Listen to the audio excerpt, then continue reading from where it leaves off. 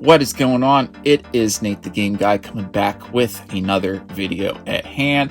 And today I want to give you guys a video showing you guys how to save money and get some deals on collecting games, adding games to your collection, all that good stuff, right?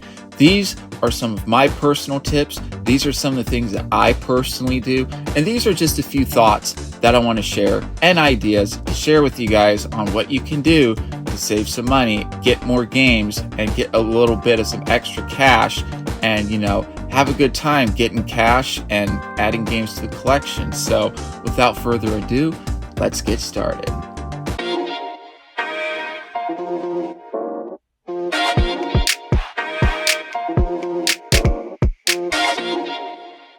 Alright, so when it comes to getting deals and saving money on games, right, there's already a ton of videos out there that talk about just that with some proven methods as well. And I will definitely cover that in this video. However, I'm also going to talk about some of my own methods that I personally use for saving money and getting deals in my collection. After all, I do have some rare, collectible, expensive games in my personal collection that I simply would have never been able to get into my collection if I have not done these methods. So the first method that I want to talk about in saving money and getting deals on games are lots. So what are lots? Lots are essentially when you pay for a bundle of games, whether it's like 5, 10, 15, doesn't matter. It just has to be more than one game. It's just a bunch of games for one price. And you can find lots online or locally, whether it's like eBay, Mercari, Facebook Marketplace, OfferUp, doesn't matter, right? However, this is very important. Just because it's a lot doesn't necessarily mean you'll be getting a deal. So you want to make sure before you click that add to cart button on the screen, right? You want to make sure that you're going to get a deal. So how do you do this? Say you find a lot somewhere where it's $50 for 10 games. Doesn't matter which system it is. What you want to do is grab a calculator, take 50 divided by 10 because you're paying $50 for 10 games. Once you get that, you should have 5. So you're paying $5 per game.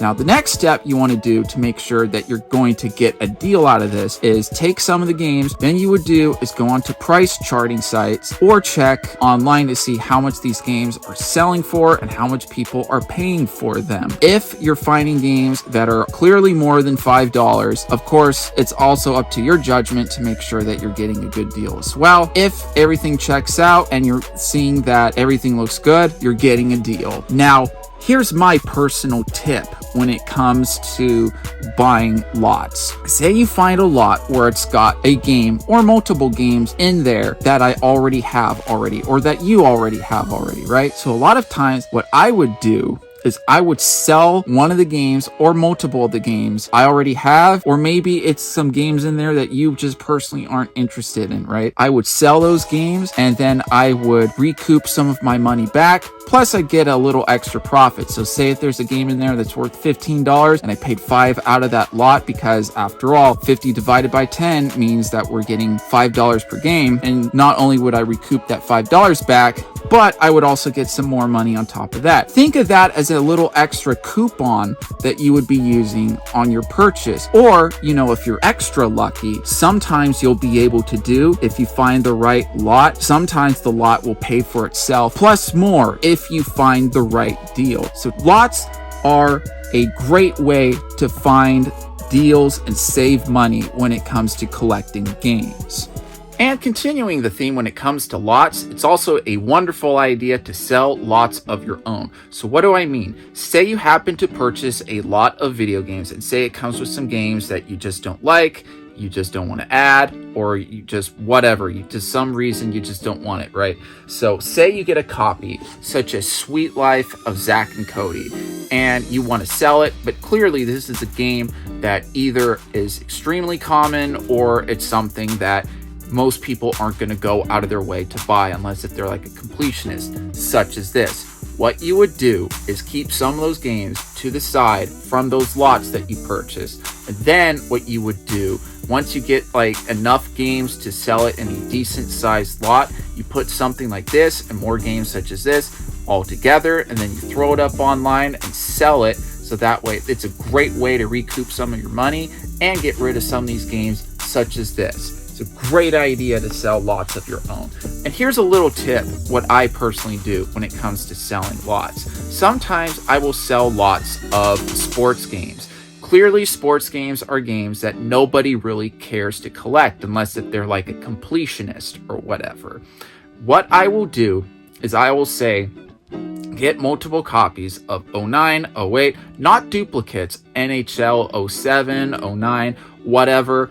Throw them in a lot of like, say, $30, where it's like 10 or 20 sports games together, and I will sell them. It's a great way to move out some of those sports games, and believe it or not, I can truly say from experience, people will purchase sports games lots.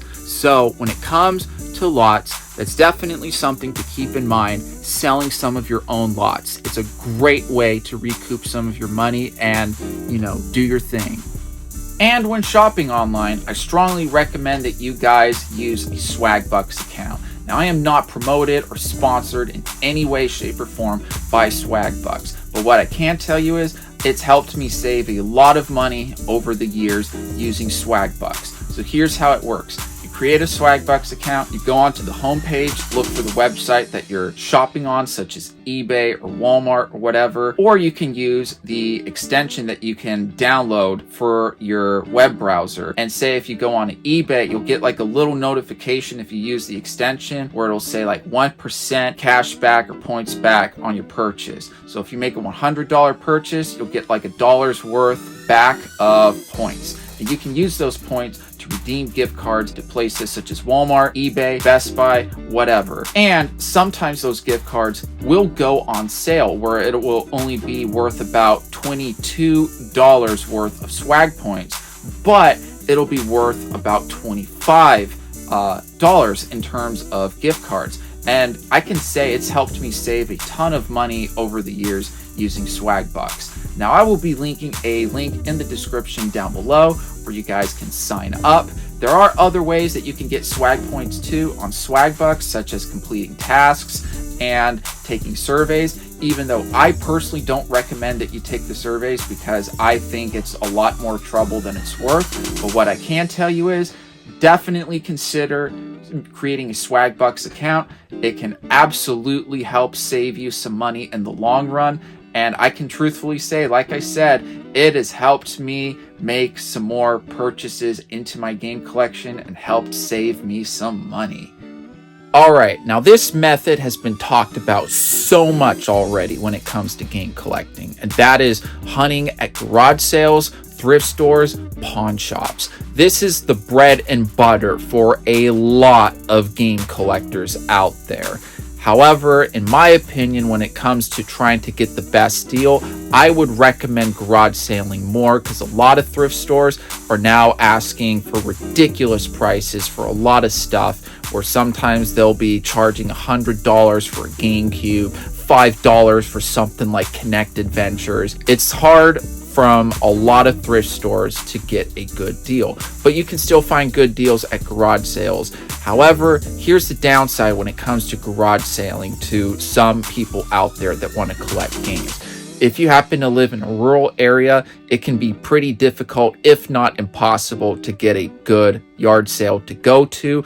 Also, it is dependent on your area too, where sometimes, getting a good deal at a yard sale is just hard to do because you just got somebody who wants to sell their Xbox for $200 when in reality it's only worth about $100, but they still want it to sell for $200 because they know what it's worth or whatever, right? So here's one of my greatest tips that I can give when it comes to garage sailing and thrift stores.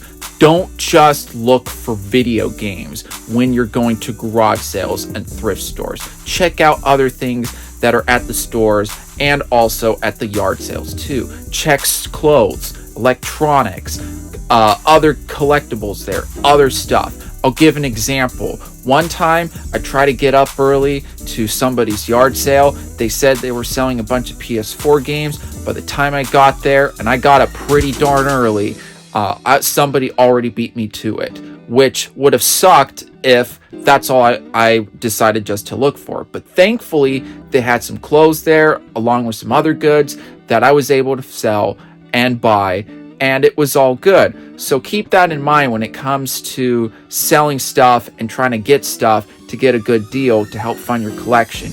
Don't just limit yourself to video games. Check out other things too at these places as well, because sometimes you may not know what you're missing out on. Now, I won't cover all the things to look out for in terms of reselling and all that, because there's plenty of other people out there that have YouTube channels dedicated to reselling. But I will say, don't limit yourself to video games, because sometimes it's not just the video games that will help you get that deal and save money.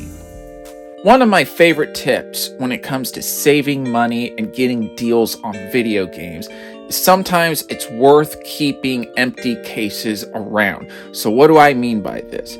Some of you have probably seen already that in some of my previous videos that I have boxes, which this one has replace cases, which are just empty cases that are replacement cases in case if a game case gets broken or I get a lot or the case is just messed up, I can just swap it out with a better case. This box right here says Need Games, so in here are cases with manuals inside, but they're just missing the discs. And this box right here, the label came off, but it's essentially cases and games without the manual. So some of these I have acquired through lots and local pickups where somebody's just simply forgot to put the disc in, they lost the disc, other reasons, right? So I normally will not recommend someone to just buy the case and the manual by itself, because most of the time you'll actually be paying more than what the game is worth. But in my case, there were a couple times where I've gone to my local game store where I knew somebody well enough where they're like, okay, yeah, we'll let you keep some of these cases just in case if, you happen to stumble across these games in the future. Also, one time I went to a local pickup where somebody was just giving out a bunch of stuff for free. They just want it cleared out of their garage.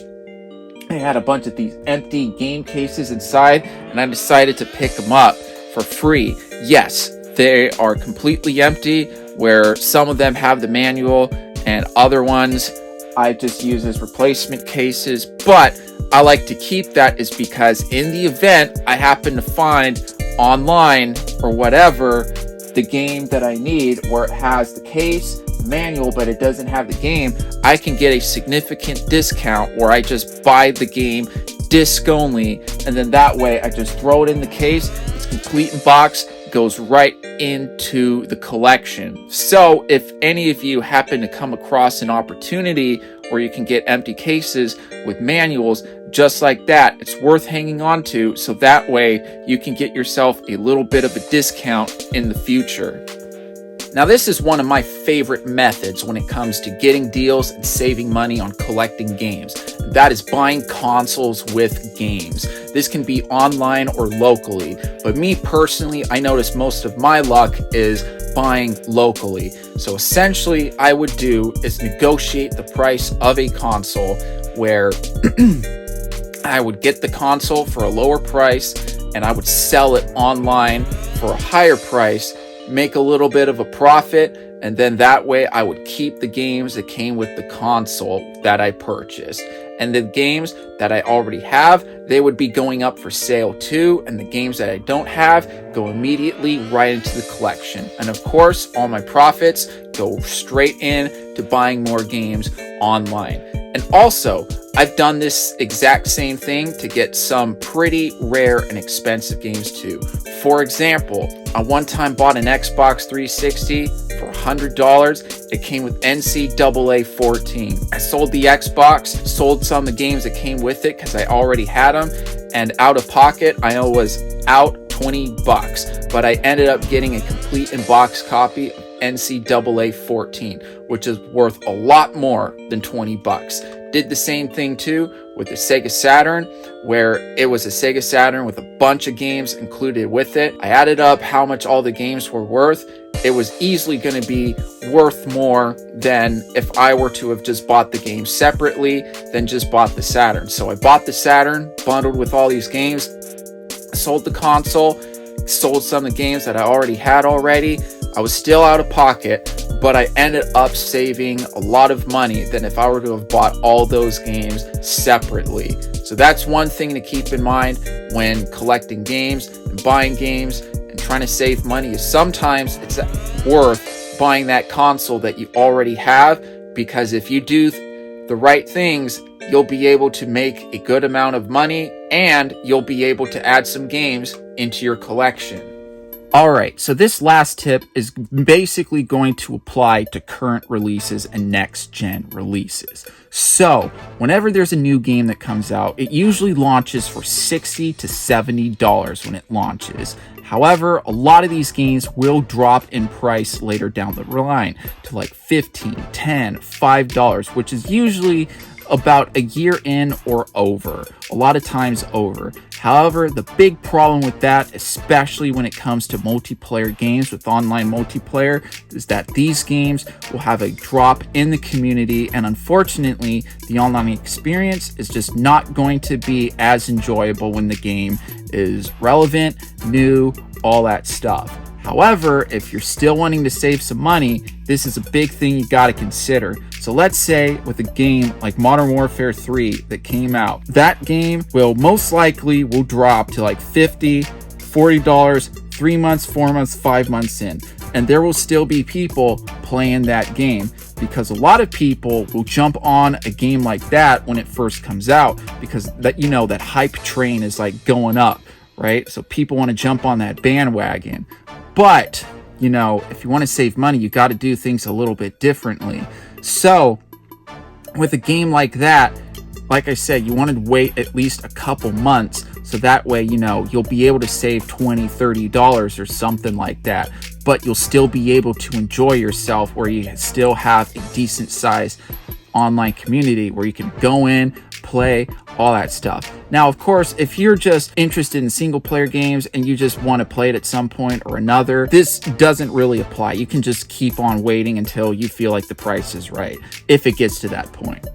Alright, and that will conclude my guide when it comes to getting deals and saving money when it comes to collecting video games. What do you guys think? Do you have any tips of your own that you feel like sharing? Feel free to comment in the comment section down below. Give this video a like, helps push the video up in the YouTube algorithm so more viewers like you can come across videos just like this. And feel free to subscribe, because I do talk a lot about game collecting and game related subjects. So if that's something that you're interested in, definitely do consider subscribing. Hope you guys did enjoy the video, and of course, I'll be seeing you guys next time.